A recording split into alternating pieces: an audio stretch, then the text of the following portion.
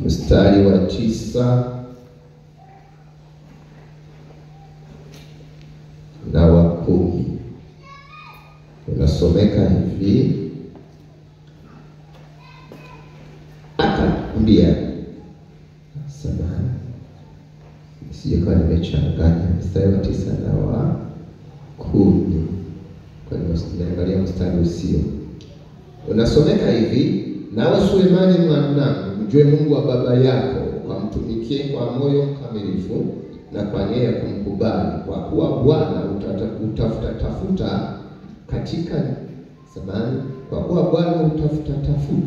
mioyo yote na kuyatambua mawazo yote ya fikira. Ukimtafuta ataonekana, nawe ukimwacha atakutupa milele. Jihadhari basi, kwani Bwana amekuchagua wewe ili mjenge nyumba itakayokuwa mahali patakatifu. Uwe hodari ukatende hivyo.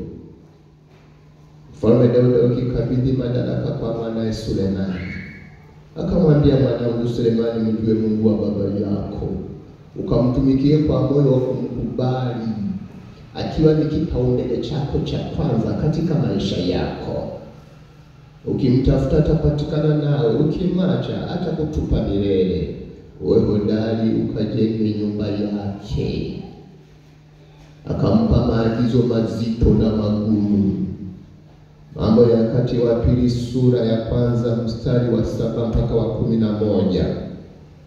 Usiku ule Mungu akamtokea Sulemani akamwambia, omba utakalo nikupe. Sulemani akamwambia Mungu, umemfanyia baba yangu Daudi fadhili kuu, nawe umenilikisha mimi badala yake. Basi sasa, Bwana Mungu, imyakinie baba yangu Daudi neno lako, maana umenitawaza niwe mfalme juu ya watu wengi kama mavumbi ya nchi. Basi sasa nipe hekima na maarifa, nijue kutoka na kuingia mbele ya watu hawa, kwa kuwa ni nani awezaye kuwahukumu watu wako hawa walio wengi?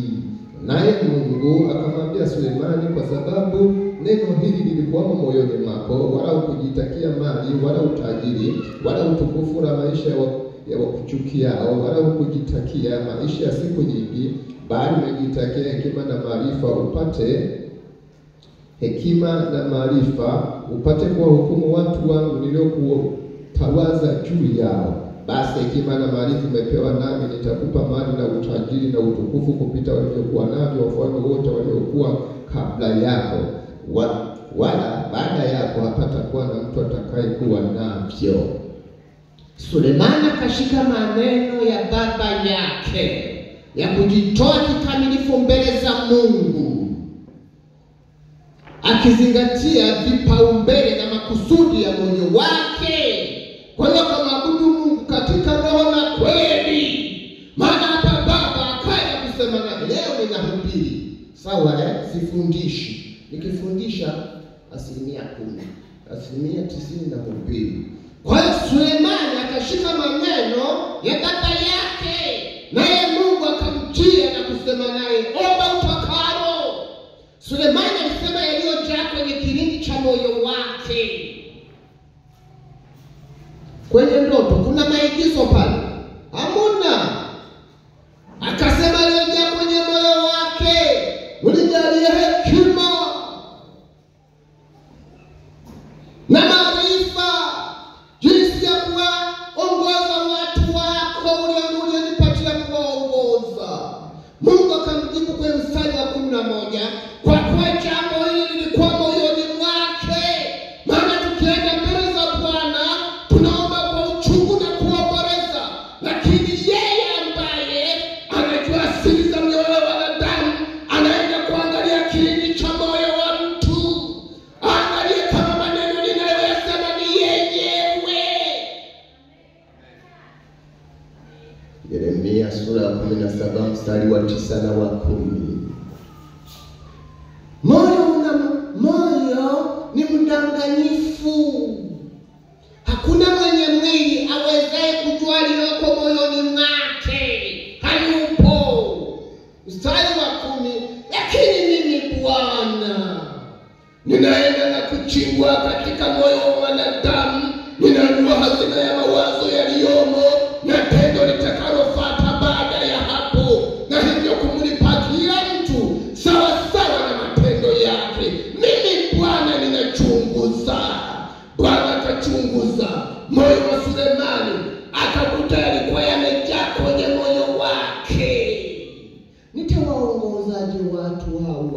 Baba yangu Daudi alijaa sifa, alijaa hekima na ufahamu. Mimi nitawaongozaje watu hawa?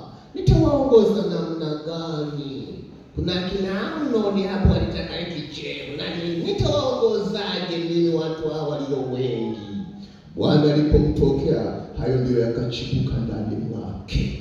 Wote wanaojaza hazina za mioyo yao na neno la Bwana ndio wanaofanikiwa. Ndugu zangu, nikienda mimi nikisoma, maana leo nahubiri hapa, nikienda kwenye Kumbukumbu la Torati sura ya 6 kuanzia mstari wa 4 ushuke mpaka mstari wa 7. Maneno ya kitabu hiki yasitoke kinywani mwako, yatafakari usiku na mchana. Mfundishe mwanao ketipo, utembeapo, ukaapo, mpaka yachimbia yapende mpaka kwenye kilindi cha moyo wake. Wanapenda kutumia mfano huu, si ni mzuri? Bila shaka ni mzuri. Kama vile ambavyo mtu hajui Kiingereza, lakini tamthilia ya Kiingereza hata insimulia mwanzo mwisho. Shida inakuja, lakini maneno na maandiko aliyoambiwa shika kitabu cha Esta hakumbuki. Ukimwambia kifungue, anakuja kufungua Yohana huko. Mungu anapenda tunashika hayo maandiko mpaka yanazama kwenye vilindi vya mioyo yetu. Katika 10% kakufundisha, tuyashike kwa shauku na hamu kubwa, kila kipaumbele chetu. Maana tukifanya hivyo, yale maneno yanakuwa hai ndani mwetu. Yakisha kuwa hai ndani mwetu, Efeso 1:18 inatimia katika maisha yetu. Na yeye Mungu awape ufunuo wa kuzijua njia za Bwana na yale yawapasayo. Moja, tusomee Efeso 1:18. Soma hapo. Soma